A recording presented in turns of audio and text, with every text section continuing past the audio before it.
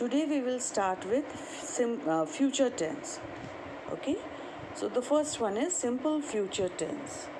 Simple future tense, you will see, it is used in what? In prediction of events. It is used in the prediction of events. Okay, that means whenever we try to say that this is going to happen in the near future, we use what? Verb in the simple future tense. For example, prediction. So it is predicted that the prices of petroleum products, it will rise again next year. What is it? It is predicted. So it will be what? Will rise. Next is will in formal style. Okay, will. We use will in formal style of scheduled events. Got it? We use will in the formal style of scheduled events. For example, the wedding will take place at St. Joseph's on 29th June. So here, as it is what?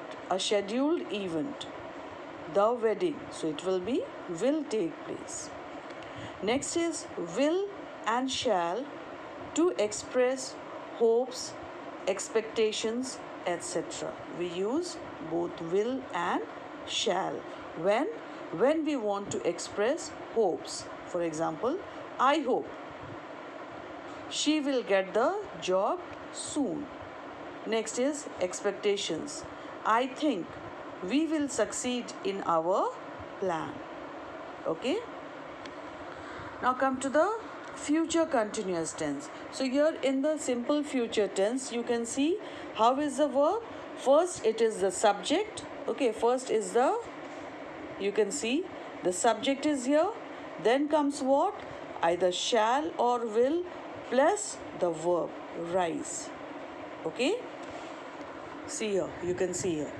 In the simple future, first is the subject, then comes shall or will, then it is the verb. Now come to the future continuous tense. In future continuous tense, we know we use shall or will. Okay, plus what is added? Be.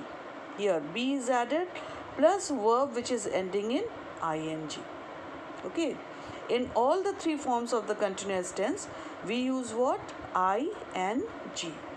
Now here the future continuous tense, it is used in what? In actions in progress in future.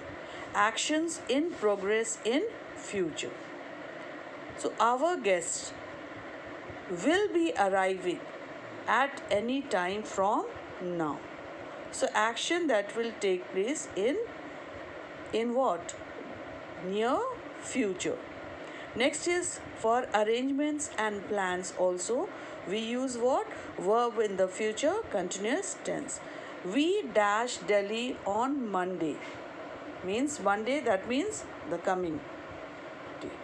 The coming day or the next week, Monday, anything it can be. So here it will be, we will be reaching. Next is they will be spending the summer in Shimla. Okay. Next is the future perfect and future perfect continuous tense.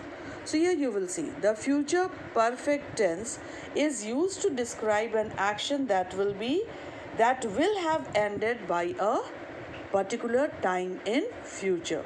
So here in the future the action takes place and it will be completed when? In the future itself. Okay, particular time in the future. What is a particular time in the first sentence? Example, it is by the year 2022. Okay, here it is tomorrow. That means we are going to use what?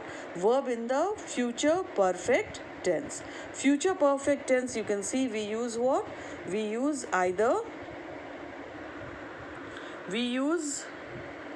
will, isn't it? Will plus have. Okay, will plus have. Next comes the future perfect continuous tense. It is used to describe an action that will be in progress at or around a time in future. Means an action that will continue that will be in progress. When? Around a time in future. See here example, by this time tomorrow. Tomorrow means future tense. Dash for this company for 10 years. So it will be, I will have been working by this time tomorrow. We come to know that the verb should be in the future tense. Then here it is given for the company for 2 years. That means the action will continue, okay, in the future for some time. I will have been working. Okay. Now this, you can say, it is a formula of how to use a verb in the different forms of the future tense. Next comes the assignment. Okay, assignment here. This assignment given on page number 69, you will do in your language copy. So now tense is over. We have completed present tense, past tense and future tense. There are 2 exercises. There is one more assignment which I have already told you all to do it, and this is the second one. So this also you will be doing where? In your language copy. So here, one more important thing I wanted to tell you is, you have to submit your copies on 13th.